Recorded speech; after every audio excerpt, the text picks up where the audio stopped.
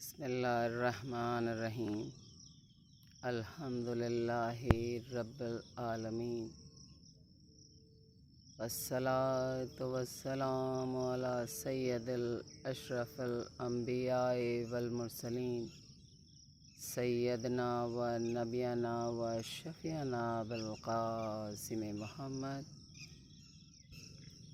وآلہ الطیبین الطاہرین المعصومین المظلومین ولعنۃ اللہ علی اعدائہم اجمعین من یومنا ھذا الی یوم الدین اما بعد فقد قال اللہ تبارک و تعالی فی کتابک المبین وہو اصدق الصادقین قول الحق صلوات اللہم صلی علی محمد و آل محمد وعجل فرجہم۔ تمام تعریفیں خداوند عالم کے لیے جو عالمین کا پالنے والا ہے۔ تمام تعریفیں اس خدا کے لیے کہ جس کے قبضہ قدرت میں ہم سب کی جانیں ہیں۔ وہ خدا کہ جس نے اس زمین کو آراستہ کیا، نباتات سے، حیوانات سے، جنات سے، انسانوں سے۔ وہ خدا جس نے آسمان کو آراستہ کیا چاند، سورج، ستاروں سے، سیاروں سے۔ وہ خدا جو سدا سے تھا اور سدا رہے گا۔ وہ خدا کہ جو عادل ہے۔ وہ خدا کہ جو روز جزا کا مالک ہے۔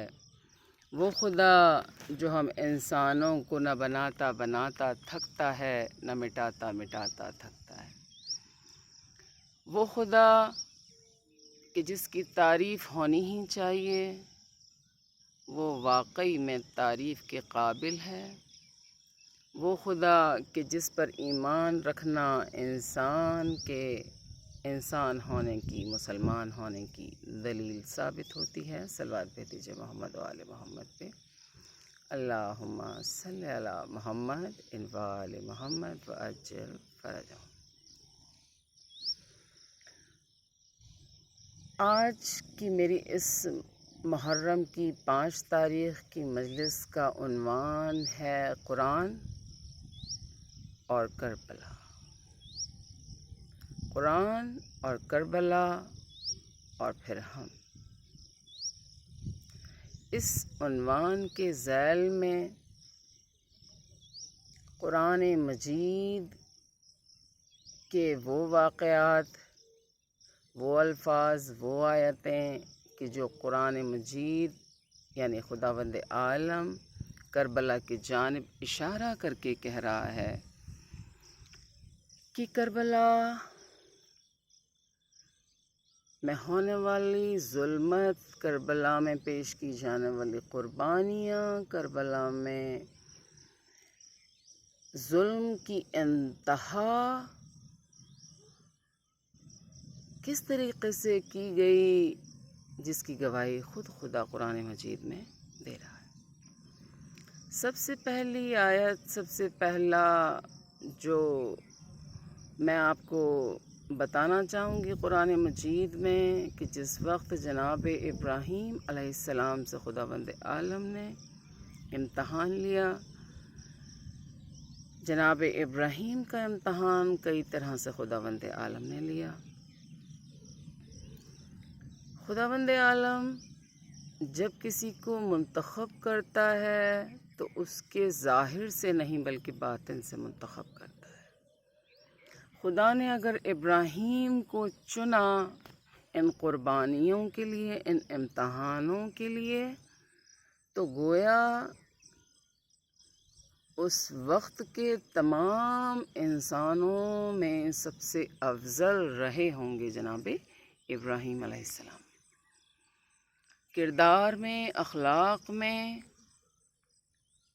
عبادتوں میں، سخاوتوں میں، جب ان کے کردار کو عروج پہ پایا تب انہیں منتخب کیا اپنی بارگاہ میں قربانیاں پیش کرنے کے لیے۔ خداوند عالم نے جناب ابراہیم کا امتحان لیا جان کے ذریعے، خداوند عالم نے جناب ابراہیم کا امتحان لیا مال کے ذریعے۔ خداوند عالم نے جناب ابراہیم کی قربانیوں کو اس درجہ ذکر میں شامل رکھا قیامت تک کہ خواہ اس دین اسلام میں فرقے ہو جائیں لیکن یاد ابراہیم کبھی مٹائی نہیں جا سکتی۔ تمام کا تمام حج یاد ابراہیم کی مثال ہے، یاد اسماعیل کی مثال ہے، یاد ہاجرہ کی مثال ہے۔ خداوند عالم ارشاد فرماتا ہے ابراہیم ہم تم سے امتحان لیں گے تمہارے جان کے ذریعے۔ نمرود نے ایک بڑی آگ کو بھڑکایا، اتنی بڑی آگ تھی کہ اس کے قریب بھی کوئی نہیں جا سکتا تھا۔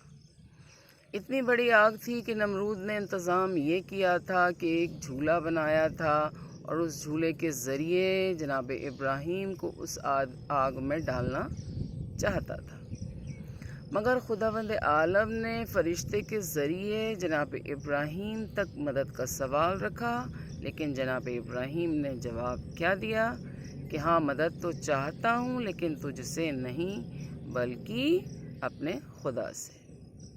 مدد تو چاہتا ہوں لیکن اس خالق پروردگار سے جو میرا خالق ہے، جو میرا معبود ہے۔ مدد تو چاہتا ہوں مگر اس سے کہ جس نے مجھ سے اس امتحان کو طلب کیا ہے۔ خداوند عالم کا جب فرشتہ جناب ابراہیم کے پاس پہنچا اور جناب ابراہیم کا جب یہ جواب جناب جبرائیل امین نے سنا تو مسکرا دی اور کہا کہ ابراہیم تم کامیاب ہوئے۔ اس آگ کو خدا نے گلزار کر دیا اور ابراہیم ایک مرتبہ فتح کی منزل پر پہنچے۔ خدا خوش ہوا جناب ابراہیم سے اور ایک مرتبہ پھر جناب ابراہیم کا امتحان ہوا اولاد کے ذریعے کہ جس وقت جناب ابراہیم ایک طویل عمر گزارنے کے بعد بھی جب جناب ابراہیم علیہ السلام کو اولاد نہیں ہو سکی تو خداوند عالم نے ایک مرتبہ فرشتہ نازل کیا اور کہا ابراہیم ہماری یہ مرضی ہے کہ ہم آپ کو ایک اولاد عطا کریں۔ سبحان اللہ، کیا شان ہے خدا کے الفاظوں کی کہ جیسا خدا چاہتا ہے ایسا ہوگا۔ جب جناب ہاجرہ نے یہ سوال کیا جناب ابراہیم سے کہ کیوں کر مجھے اولاد ہوگی، کیونکہ میں بوڑھی ہو چکی ہوں، میں اولاد پیدا نہیں کر سکتی، تو اس وقت فرشتوں نے جواب دیا کہ بیوی خدا ایسا ہی چاہتا ہے، یعنی خدا کی مشیت یا وہ کہے کن فیکن اور تم ایک ماں بن جاتی ہو۔ جب کن فیکن کے بعد تم ایک ماں بن جاتی ہو، خدا تمہیں ایک بیٹے کی بشارت دیتا ہے، ایسا بیٹا جو تمہارے آنے والی نسلوں میں نبوت کے سلسلے کو جاری رکھنے والا ہے، ایسا بیٹا جو کردار میں اخلاق میں اپنے بابا ابراہیم کی طرح متقی پرہیزگار عبادت گزار اور نیک انسان ہوگا۔ اس کی بشارت خدا تمہیں دے رہا ہے۔ خدا نے ایک طویل عمر کے بعد جناب ابراہیم علیہ السلام کو اولاد عطا کی۔ بے حد محبت اور بے حد انسیت تھی جناب ابراہیم اور جناب ہاجرہ کو جناب اسماعیل سے، ظاہر سی بات ہے۔ اب خدا نے امتحان لیا ابراہیم ان لوگوں کو ایسی وادی میں چھوڑ دو، ایسی وادی میں کہ نہ جہاں کوئی آدمی تھا، نہ کوئی کسی پانی کا گزر تھا، نہ کوئی پانی کا انتظام، نہ رہائش کا کوئی سلسلہ۔ خدا کے حکم کی تعمیل کی اور جناب ابراہیم علیہ السلام نے جناب ہاجرہ اور جناب اسماعیل علیہ السلام کو مکہ کی اس وادی میں چھوڑا کہ جہاں پر نہ تو پانی تھا، نہ کوئی رہنے کا ٹھکانہ تھا، نہ کوئی سایہ تھا۔ بس ایک الفاظ کہا کہ میں نے تمہیں خدا کے حوالے کیا، اور خدا نے بھی کیا خوب ان کی سرپرستی کی کہ جس وقت جناب اسماعیل علیہ السلام پانی کے لیے اپنی ایڑیوں کو رگڑ رہے تھے تو اس وقت جناب ہاجرہ پانی کے لیے چکر لگا رہی تھیں، کبھی صفا کی طرف دوڑتی تھیں، کبھی مروہ کی طرف دوڑتی تھیں، اور خدا کو یہ عمل اتنا پسند آیا کہ خدا نے ابراہیم کی ایڑیوں کے ذریعے سے پانی کے چشمے کو پیدا کیا۔ خدا کہتا ہے کن فیکن اور چیز ہو جاتی ہے۔ آج تک آب زمزم کا کنواں نہ سوکھا ہے اور انشاءاللہ نہ سوکھے گا۔ تو خدا نے جناب ہاجرہ کے ذریعے اس امتحان کو لیا، جناب اسماعیل کے ذریعے اس امتحان کو لیا، اور قیامت تک کے لیے تمام حاجیوں کے لیے اس امتحان کو باقی رکھا۔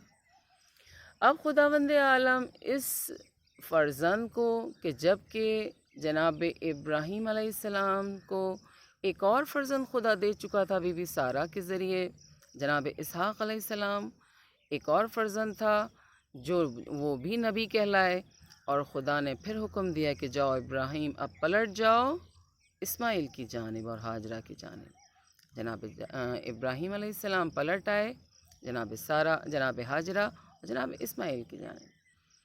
اب جب جناب ابراہیم نے طویل عرصے کے بعد جناب اسماعیل علیہ السلام کو دیکھا تو ان کی محبت، ان کی انسیت کا ٹھکانہ نہیں رہا کہ اتنا خوبصورت بچہ، اچھی خاصی عمر کو پہنچ چکا بچہ، میں نے اسے کس حالت میں چھوڑا تھا، لیکن شکر ہے اس خدا کا کہ جس نے میرے اسماعیل کو زندہ سلامت رکھا اور اس کا خیال رکھا۔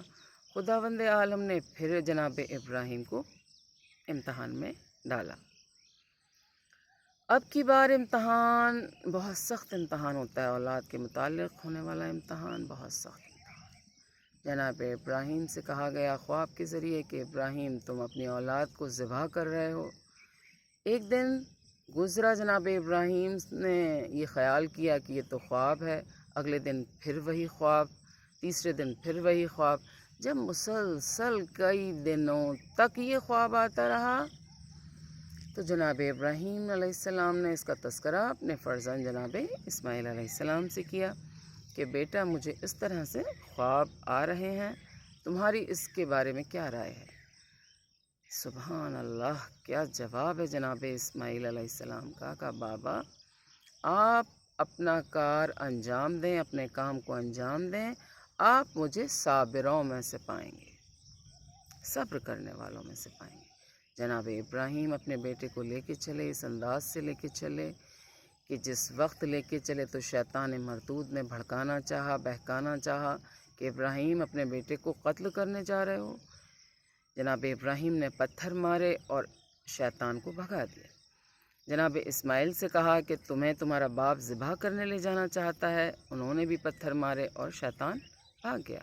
اور اسی طرح جب گھر پہ شہزادی تھیں جناب ہاجرہ بی بی کو بہکایا کہ تمہارا شوہر تمہاری اولاد کو ذبح کرنے جا رہا ہے، انہوں نے پتھر یہ کہہ کے اٹھایا کہ جو ایک خاتون کو اپنے گھر سے باہر نکلنے پہ مجبور کر دے وہ شیطان کے سوا کوئی ہو نہیں سکتا۔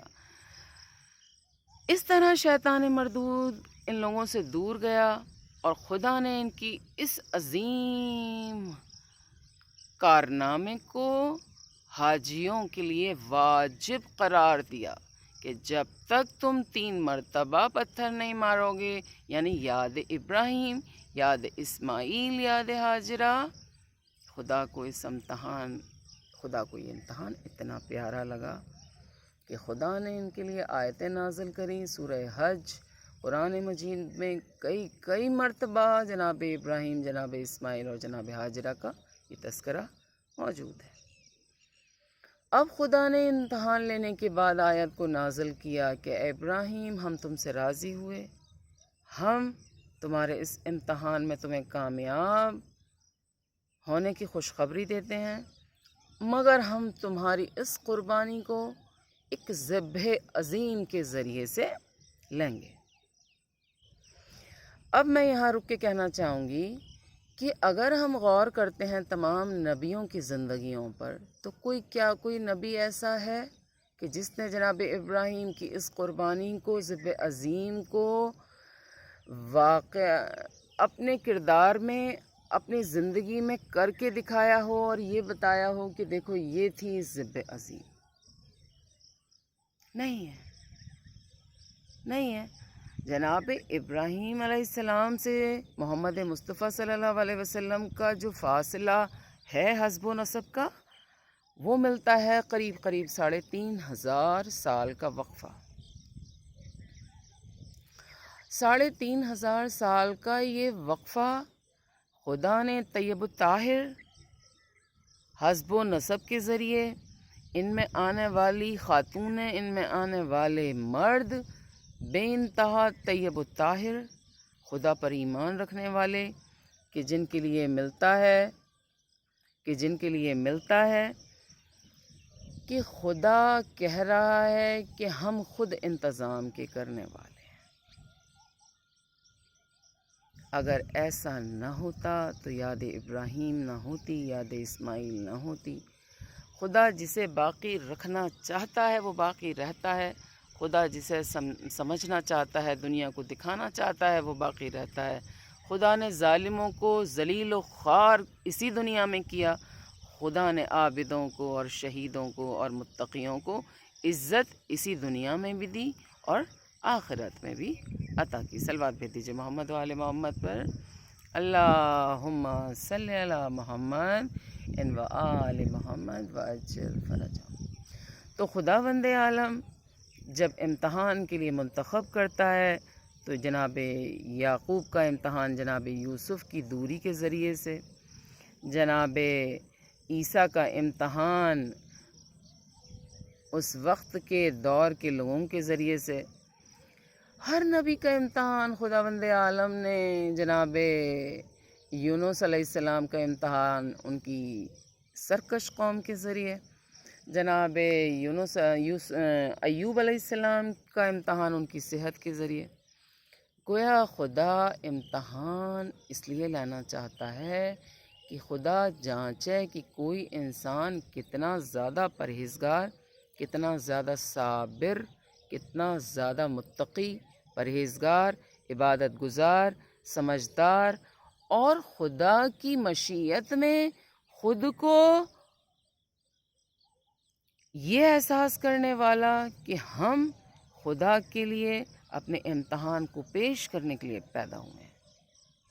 خدا نے ہمیں خلق کیا ہے، اب ہماری ذمہ داری ہے ہم خدا کے لیے کیا پیش کر سکتے ہیں، کیا قربان کر سکتے ہیں ہم خدا کے لیے. یہ عزاداری ہمیں قربانی سکھاتی ہے. اب یہ قربانی کس طرح سے ہونی چاہیے؟ اب یہ آپ عام انسان کی زندگی میں دیکھیں، جیسے ہم یہ عزاداری کر رہے ہیں تو ایک عزادار قربانی کس طرح سے پیش کرتا ہے. مثلاً کسی کے گھر کوئی عزادار عزاداری کرنے کے لیے آیا ہے تو اب یہ اس کی قربانی ہونی چاہیے کہ وہ اس عزادار کا، اس مہمان کا خیال رکھے، خیال کرے، اسے عزت دے، اسے توجہ دے، اسے وہ چیزیں فراہم کرے جو اپنے لیے چاہتا ہے. انسان اپنے لیے کیا چاہتا ہے؟ بہترین انداز سے رہائش چاہتا ہے، عزت چاہتا ہے، دولت چاہتا ہے، توجہ چاہتا ہے، شفقت چاہتا ہے، اور کیا چاہتا ہے انسان؟ ان چیزوں سے انسان کی زندگی گزرتی ہے. لیکن جب اس دنیا کے اندر بھائی بھائی کا دشمن ہو کے دکھائے، بہن بہن کی دشمن ہو کے دکھائے، یہ خونی رشتے نہ رہ کے ایک مقابلے پہ آ جائیں. یہ مقابلہ کس چیز کا ہو جاتا ہے انسانوں میں؟ یہ انا کا مقابلہ ہو جاتا ہے. یہ کس طرح کی انا ہوتی ہے؟ یہ سپریئرٹی کی انا ہوتی ہے. انسان توجہ یہ کرتا ہے، خیال یہ کرتا ہے کہ ہم فلاں سے افضل ہیں، ہم فلاں سے دولت میں افضل ہیں، ہم فلاں سے علم میں افضل ہیں، ہم فلاں انسان سے افضلیت رکھتے ہیں دولت کے سلسلے میں، علم کے سلسلے میں، خاندانوں کے سلسلے میں. کیا ایسی افضلیت کبھی کسی تاریخ میں دکھائی دی ہے؟ اگر ایسی افضلیت ہوتی تو بلال نہ ہوتے، ایسی افضلیت ہوتی تو جناب فضہ نہ ہوتی، ایسی افضلیت ہوتی تو میثم تمار نہ ہوتے. ایسی افضلیت اگر خدا کو پسند ہوتی تو سلمان فارسی جیسا عظیم شخصیت نہ ہوتی، اگر ایسی افضلیت خدا کو پسند ہوتی، خدا پسند کرتا ہے انسانوں کو اس کی نیت کے اعتبار سے۔ اب نیتیں ہماری خالص ہیں تو ہم مولائی ہیں، اگر نیتیں ہماری خالص نہیں ہیں تو ہم انسان کے درجے پہ بھی خود کو نہیں رکھ سکتے۔ عزاداری بھائی چارے کا پیغام ہے، عزاداری کوئی رواج نہیں ہے کہ آپ تبرک لائیں، فرش عزا بچھائیں اور انسانوں کو جمع کریں اور آپ سوچیں کہ آپ کی عزاداری قبول ہے۔ ایسی عزاداری ہرگز ہرگز قابل قبول نہیں کی جائے گی، بلکہ خدا کہہ رہا ہے ایسی عبادتیں کہ جو ریاکاری میں ہوں، ایسی عبادتیں جو خود کو سپر بنانے کے لیے کی جاتی ہوں، ایسی عبادتیں جو یہ دنیا کو دکھانے کے لیے نمازیں پڑھی جاتی ہوں کہ بھئی ہم زیادہ نمازی ہیں، ہم حاجی ہیں اس لیے حجیں کی جاتی ہوں، اس لیے کربلا جایا جاتا ہوں، ہم کربلائی کہلائیں، ہم حاجی کہلائیں۔ خدا کہہ رہا ہے ایسی عبادتوں کو میں تمہارے منہوں پر دے کر ماروں گا، منہوں پر دے کر ماروں گا، مجھے ایسی عبادتیں نہیں چاہیے۔ عبادتیں تب قبول کرتا ہے خدا جب بھائی سے بھائی راضی رہے گا، عبادتیں تب قبول ہوگی جب ہمارے خونی رشتہ دار ہم سے راضی رہیں گے۔ خونی رشتہ داروں میں آ جاتے ہیں ہمارے چچا، ہمارے والدہ کی طرف کے لوگ، ہماری والد کی طرف کے لوگ۔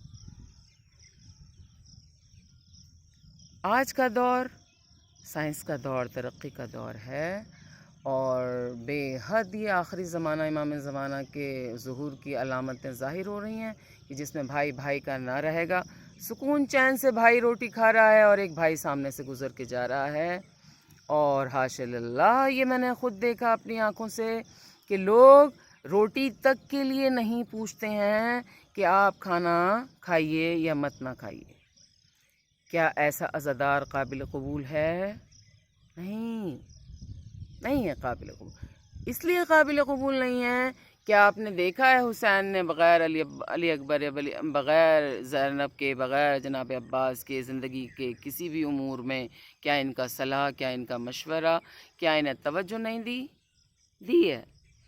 اگر ولید کے دربار میں حسین جا رہے ہیں تو جناب زینب سے مشورہ کیا ہے، جناب عباس سے مشورہ کیا۔ یہ ہے کردار حسینیوں کا، یہ ہے کردار عزاداروں کا۔ اگر آپ اس کردار سے ہٹیں گے تو پھر جہنم کے لیے تیار رہیں۔ اگر ہم نے اس کردار کو چھوڑا، درگزر کو چھوڑا، اگر ہم نے شفقت کو چھوڑا، اگر ہمارا کوئی بھائی کم علم ہے، اگر ہمارا بھائی کوئی کم سمجھدار ہے، ہماری بہن، تو اس کا یہ ہرگز مطلب نہیں کہ ہم اس پہ سے توجہ اپنی ہٹا لیں۔ ہو سکتا ہے اگر ہم اس پہ سے توجہ ہٹا لیتے ہیں وہ انسان اس پشیمانی میں، اس بے آسی میں گرفتار ہو جائے کہ وہ ایک بیماری میں مبتلا ہو سکتا ہے، وہ انسان پریشان ہو سکتا ہے، اس انسان کی خوشیاں نہیں رہتی۔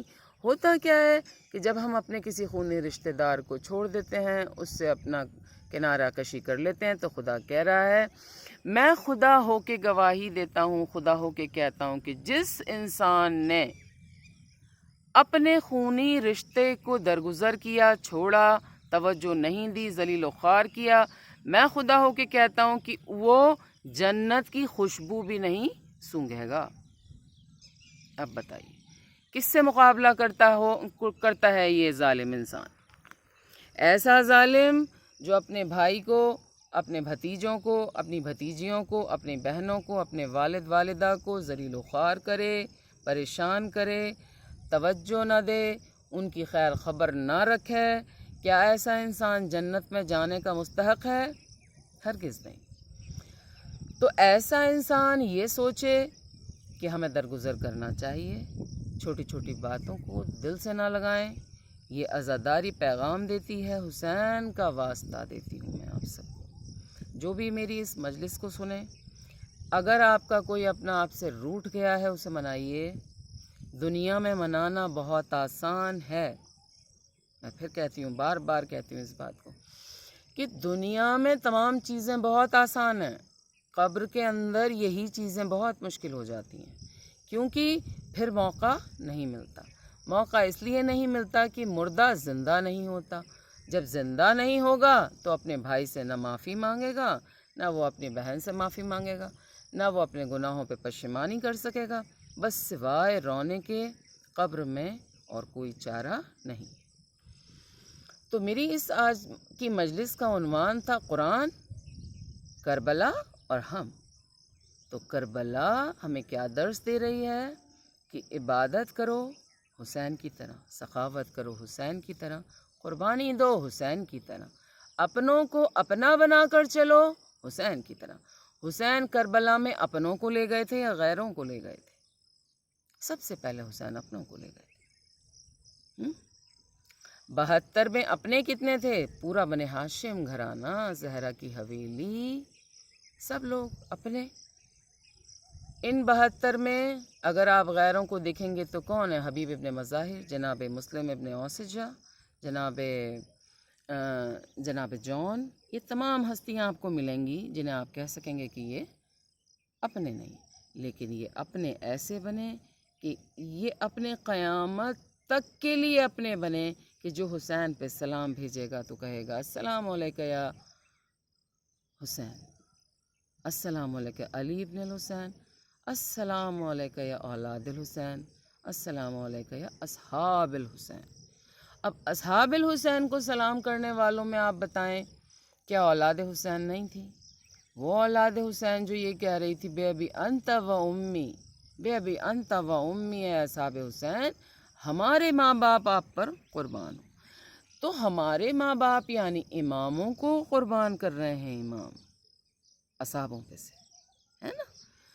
تو کردار کربلا کو اگر آپ کو اپنی زندگی میں لانا ہے، سمجھنا ہے، تو کردار میں دکھنی چاہیے کربلا۔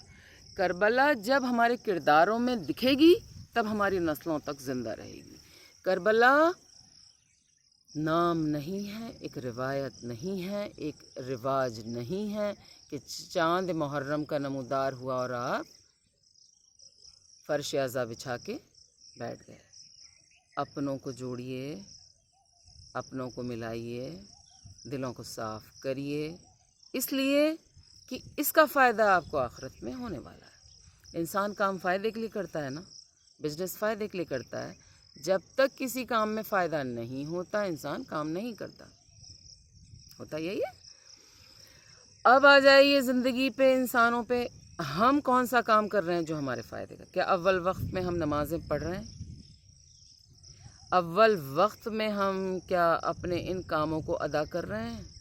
اول وقت میں اسے کہہ رہی ہوں، آپ کا کوئی رشتہ دار خونی جسے آپ کی مدد چاہیے، اول وقت ہے یہ، اس نے مدد کے لیے پکارا، آپ نے مدد کے لیے ہاتھ آگے بڑھایا یا پیچھے کھینچ لیا؟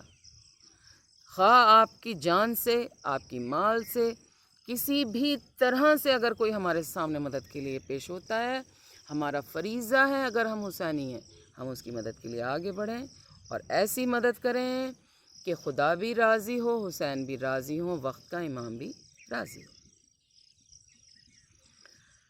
عزاداروں، آج محرم کی 5 تاریخ ہو گئی۔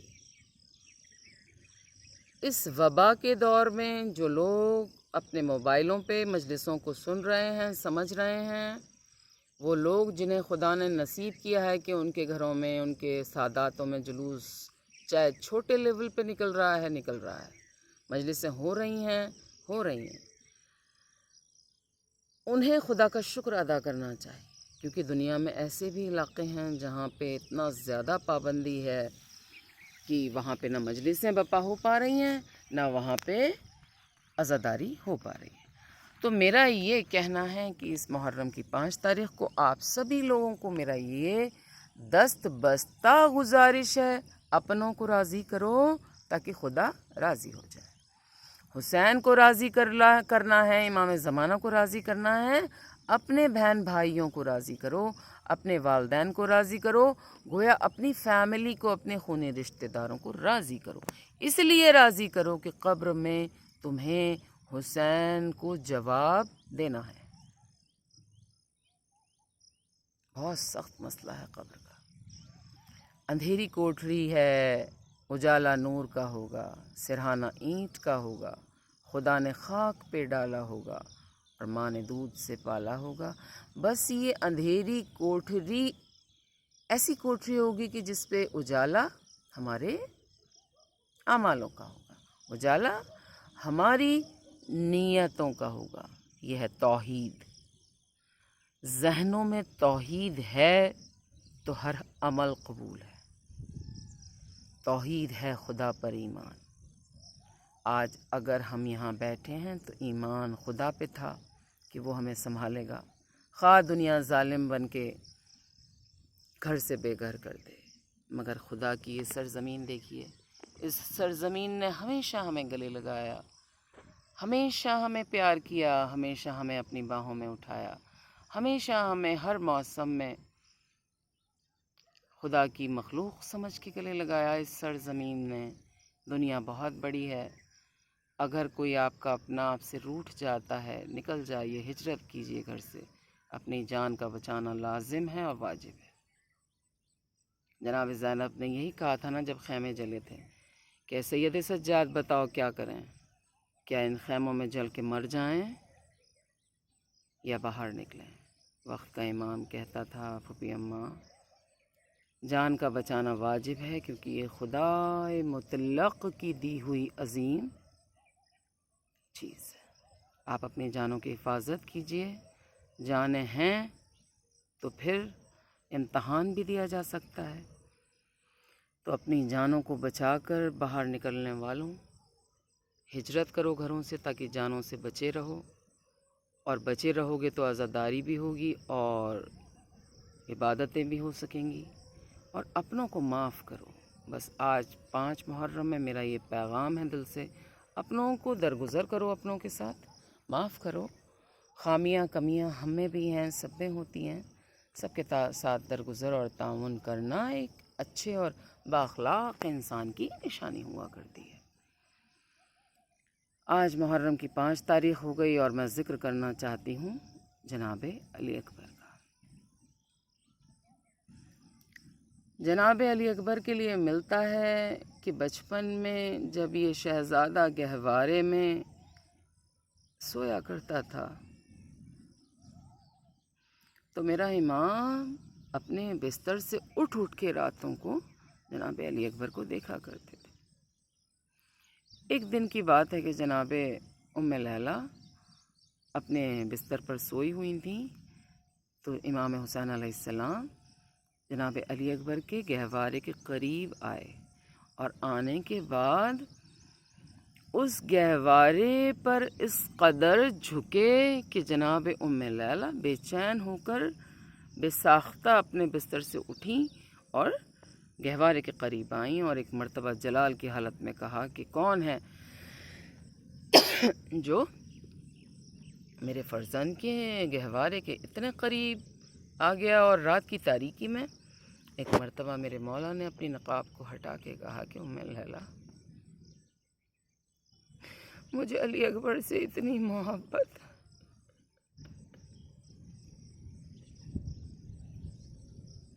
میرا بیٹا میری نانا کی شبیہ ہے، میں نے اسے بڑی دعاؤں سے پالا ہے، یہ شبیہ رسول ہے۔ جب کوئی کسی کی شبیہ ہوتی ہے تو خدا اس انسان میں اس شبیہ کی خصوصیتیں، اس شبیہ کی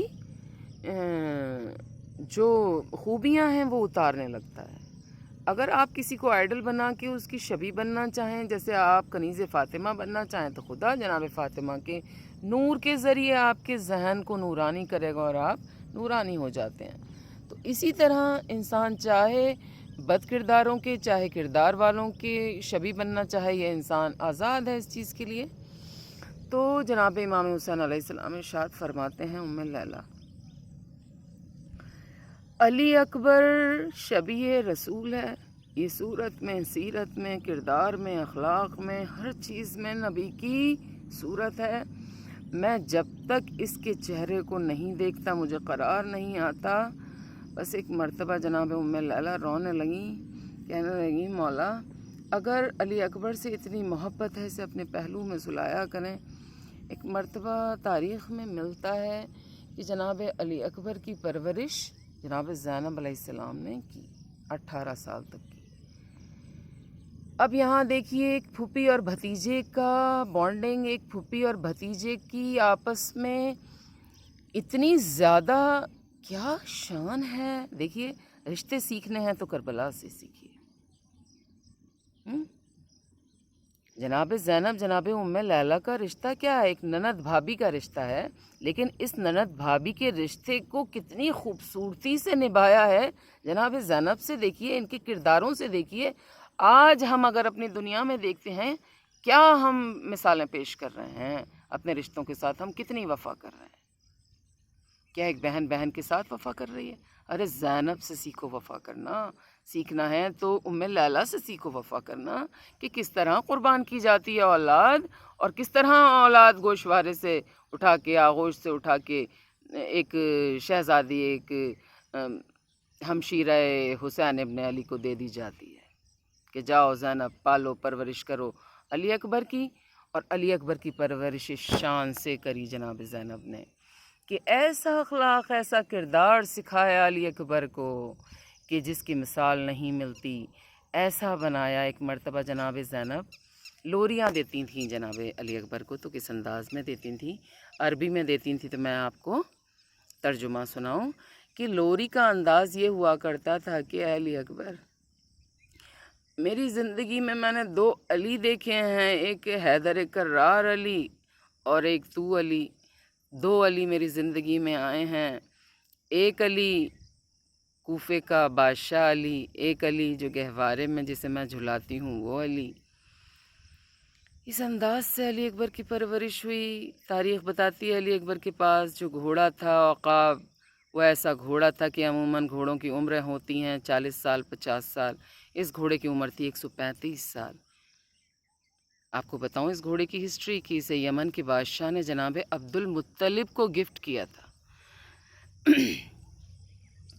جناب عبد المطلب کو گفٹ کیا تھا، تحفے میں دیا تھا۔ تحفتاً جناب عبد المطلب کو دے کے یہ کہا تھا کہ میں تمہاری پیشانی پر ایسا نور دیکھ رہا ہوں کہ اس نور کو میں یہ تحفہ دے رہا ہوں، اور جب تم نور محمد دیکھو تو میرا سلام سب سے پہلے اس ہستی کو کرنا اور کہنا کہ میں نے بادشاہ یمن ہو کے تمہیں یہ تحفتاً سامان دیا ہے، اور میرا سلام قبول کریں اور اس تحفے کو سنبھال کے رکھیں میری نشانی کے طور پر، اور جب بھی اس تحفے کو دیکھیں تو مجھے یاد کریں۔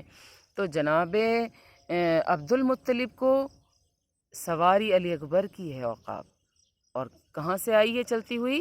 یمن کے بادشاہ نے عطا کی ہے جناب عبد المطلب کو۔ جناب عبد المطلب نے سونپی تھی رسول خدا کو سلام کر کر، اور جناب محمد مصطفیٰ نے سونپا تھا مولا علی کو، مولا علی نے سونپا تھا امام حسن کو، امام حسن نے سونپا تھا امام حسین کو، امام حسین علیہ السلام نے سونپا تھا جناب علی اکبر کو۔ یہ وہ سواری تھی جو کربلا میں امام حضرت علی اکبر کے زیر ران رہی۔ تو جب یہ قافلہ محرم کی 5 تاریخ آج آ گئی، آج سب جگہ ہر جگہ عموماً دنیا میں ذکر علی اکبر، شہادت علی اکبر بیان کی جاتی ہے۔ زیادہ وقت نہ لیتے ہوئے میں بس آپ سے اتنا کہوں گی کہ جوان بیٹے کا مرنا ایک باپ کے دل سے پوچھیے۔ جس وقت جناب علی اکبر کو ایک مرتبہ امام حسین علیہ السلام ایک ٹیلے پر بیٹھے ہوئے ہیں، سر کو جھکا رکھا ہے اور ہاتھوں سے لکیریں کھینچتے ہیں، ایک مرتبہ حسین و جمیل ہاتھ میرے امام کے قدموں پر اپنی نرمی کا احساس کراتے ہیں۔ جب یہ نرمی پا کر ایک باپ اپنے سر کو نہیں اٹھاتا، ان ہاتھوں کو پہچانتے ہیں حسین یہ ہاتھ کس کے؟ ان ہاتھوں کو دیکھا ہے، پالا ہے، سنبھالا ہے، چوما ہے، ان ہاتھوں کو حسین پہچانتے ہیں۔ آواز دے کے کہا بولو فرزند کیا چاہتے ہو؟ علی اکبر کہتے ہیں بابا دشمن سر پر آ چکا ہے، علی اکبر مرنے کی اجازت چاہتا ہے۔ کہا ٹھیک ہے، جاؤ اپنی پھوپھی زینب سے اجازت لے لو۔ جناب علی اکبر جناب زینب کے خیمے میں تشریف لائے، آواز دی، السلام علیکم یا بنت علی۔ ایک مرتبہ جناب زینب نے سر اٹھا کے کہا علی اکبر آؤ۔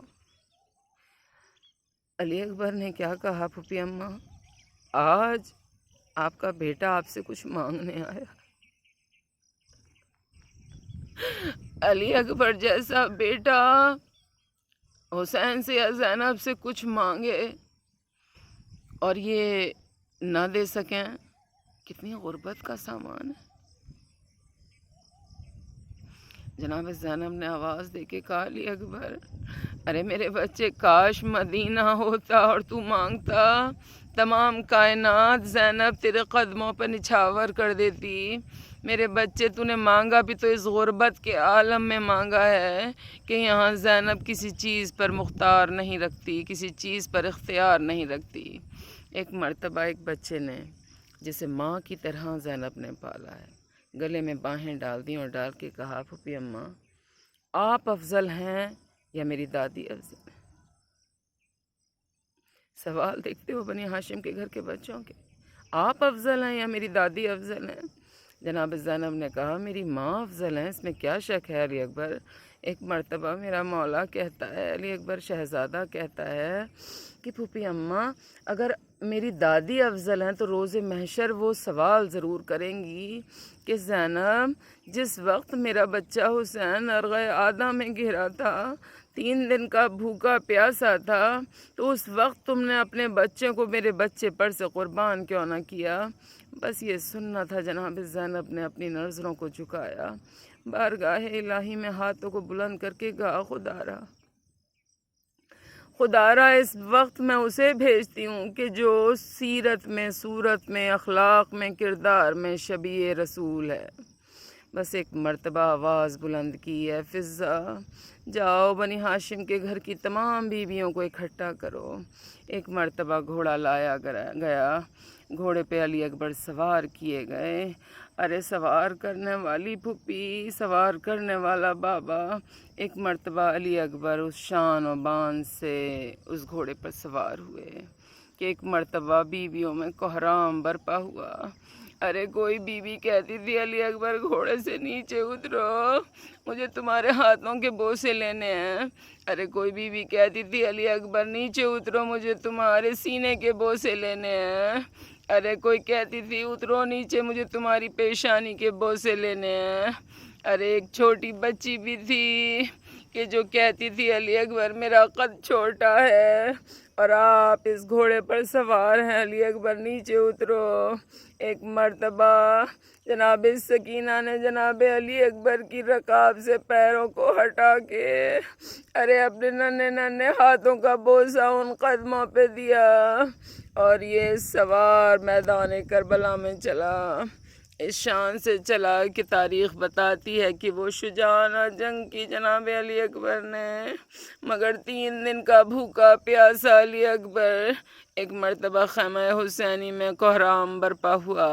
جناب علی اکبر کے لیے ملتا ہے کہ امام حسین نے کہا کہ اے ام لیلہ، میں نے اپنے نانا سے سنا ہے کہ ماں کی دعا اولاد کے حق میں سب سے زیادہ جلدی قبول ہوتی ہے۔ ایسا کرو کہ اپنے فرزند، اس کے سامنے ایک بڑا پہلوان مقابلے پہ آیا ہے، اس کے لیے دعا کرو۔ ایک مرتبہ مصلے بچھے اور دعائیں شروع ہوئیں۔ خدا کا معجزہ دیکھیے، جناب علی اکبر کو خدا نے پھر سے پلٹ کے خیمہ جناب زینب میں داخل کیا۔ ایک مرتبہ جب جناب زینب کے خیمے میں جناب علی اکبر آئے تو کہنے لگے پھوپھی اماں یہ پیاس مارے ڈالتی ہے۔ ایک مرتبہ امام حسین داخل ہو کے کہتے ہیں لو علی اکبر میری انگوٹھی لے لو اور اپنے منہ میں رکھ لو، ارے خدا تمہیں سیراب کرے گا۔ ایک مرتبہ علی اکبر اپنے بابا کی طرف دیکھ کے کہتے ہیں بابا ارے میں اس لشکر کو دو ساتوں میں ختم کر دینا چاہتا ہوں، مگر میری پیاس مجھے مجبور کرتی ہے۔ بابا میری جسم کی قوت گھٹ رہی ہے۔ بس یہ سننا تھا، علی اکبر کی چاہت میں امام حسین نے اپنی زبان اپنے بچے کے منہ میں دی۔ علی اکبر نے اس زبان کو یہ کہہ کے نکال لیا، بابا آپ کی زبان میں تو ہماری زبان سے بھی زیادہ کانٹے ہیں۔ بس یہ سننا تھا۔ میرے مولا نے خدا حافظ کا مگر ایک انتظام کیا کہ ٹیلہ زینبیہ پہ کھڑے ہو گئے۔ ارے خیمے کے دروازے پر فضہ کھڑی ہو گئی، مصلے پر زینب بیٹھ گئی، ام لیلہ بیٹھ گئی۔ ہائے بیویوں، جناب علی اکبر چلے، وہ شجاعانہ جنگ کی۔ ایک مرتبہ آواز بلند ہوئی، السلام علیکہ یا ابا عبداللہ۔ ارے میرا مولا چلا۔ تاریخ بتاتی ہے کبھی گھٹنیوں کے بل چلا، کبھی کوہنیوں کے بل چلا۔ ارے چلاتے تھے کہ باپ کے پیارے کدھر گئے۔ ارے ایک مرتبہ جناب امام حسین علیہ السلام جب پہنچتے ہیں، جا کے زانوں پہ اپنے اس کے سر کو رکھا، آواز دے کے کہا، علی اکبر کو خواہش ہو تو بیان کرو۔ علی اکبر نے کہا، بابا ارے آپ بزرگ ہیں، سارا دن ہو گیا کہ آپ لاشیں پہ لاشیں اٹھا کے لاتے رہے۔ اس وقت بس میں یہ چاہتا ہوں کہ آپ کی زیارت کروں، میری آنکھوں میں خون ہے۔ ایک مرتبہ میرے مولا نے جسم کا خون صاف کیا، چہرے کا صاف کیا۔ جناب علی اکبر نے باپ کی زیارت کی۔ جنگل ہے اور ایک جوان بیٹا ایڑیاں رگڑ رہا ہے۔ جناب علی اکبر کا ہاتھ مستقل سینے پہ رکھا ہوا ہے۔ امام حسین نے پوچھا، علی اکبر یہ ہاتھ کیوں رکھا ہے؟ کہا، بابا سینے میں سینے میں برچی کی یعنی چھوڑی ہے قاتل نے، اور کہتا تھا کہ میں نے سنا ہے حسین بہت صابر ہیں، آج حسین کے صبر کو دیکھوں گا۔ بس یہ سننا تھا۔ امام نے آستینوں کو پلٹا، آواز دی، علی اکبر تم جوان ہو، کچھ کوشش تم کرنا، کچھ حسین کرے گا۔ آواز دے کے کہا، خدا را گواہ رہنا، ابراہیم نے آنکھوں پر پٹی باندھی تھی، آج حسین کی آنکھوں پہ کوئی پٹی نہیں ہے۔ آج میں علی اکبر کے سینے سے برچی کو نکالتا ہوں۔ بس ایک مرتبہ حسین نے یا علی کہہ کے جب سینے سے برچی کو نکالا، ایک مرتبہ خون کا فوارہ جاری ہوا اور علی اکبر کی روح ارے اپنے نانا کے روح کے پاس چلی گئی۔ بنی ہاشم کے بچوں کو آواز دے کے کہا، بنی ہاشم کے بچوں آؤ، اس بوڑھے باپ سے جوان بیٹے کا لاشا اٹھایا نہیں جاتا۔ ارے ایک مرتبہ آواز کا سننا تھا کہ ٹیلہ زینبیہ پر فضہ کھڑی ہو کر فضہ گری۔ ارے خیمے میں زینب گری، ام لیلہ گری، سجدہ شکر ادا کیا، خدا را ہماری قربانی کو قبول فرما۔ ایک صدا بلند ہوئی کائنات پہ، واہ برا واہ برا، انا للہ و انا الیہ راجعون، الا لعنت اللہ علی القوم الظالمین۔